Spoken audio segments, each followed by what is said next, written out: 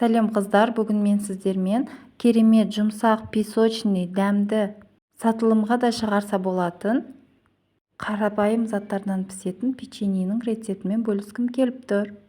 Ең алдымен табағымызға бөлме температурасындағы сары май немесе маргаринді салып, үстінен қант салып, жақсылап араластырып, үстінен бір жұмыртқаны салып, тағы да жақсылап араластырамыз. Кейін сұйық майымызды құйып, тағы да жақсылап араластырамыз.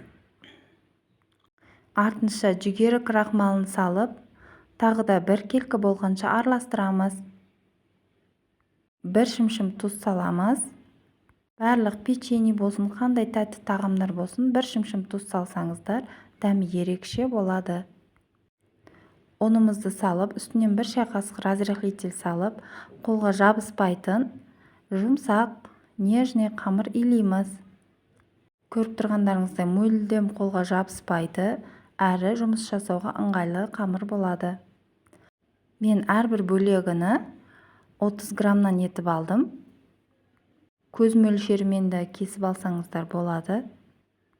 Кішілеу жасаңыздар, үлкен болып кетсе сынып кетуі мүмкін.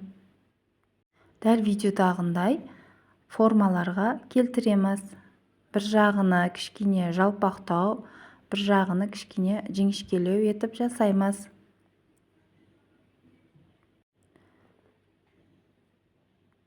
Видеода көріп тұрғандарыңыздай осындай пішінге келтіреміз қамырдың бәріні. Печенье одан да әдем болу үшін жіңішкелеу жағына вилканың көмегімен осындай басып аламыз. Дайын болған печеньелерімізді листке салып, алдын ала қызып тұрған пешке 180 градусқа 20-25 минутке жібереміз. Ескере кететін жайт, бұл печеньелер тез піседі. Осы бас жақтары қызара бастағаннан кейін аламыз духовкадан. Көп ұстап қоймаңыздар, себебі қатып қалуы мүмкін. Печеньелеріміз суығанша шоколад ертіп аламыз. Кез келген плиточный шоколад немесе осындай кондитерский шоколадтар қолдансаңыздар болады. Ақ шоколад болса, одан да әдемі көрінеді. Менде үйде сары шоколад болғандықтан сары шоколадпен жасадым. Суыған печеньелерімізді шоколадқа малып, сосын кокос ұнтағына малып аламыз.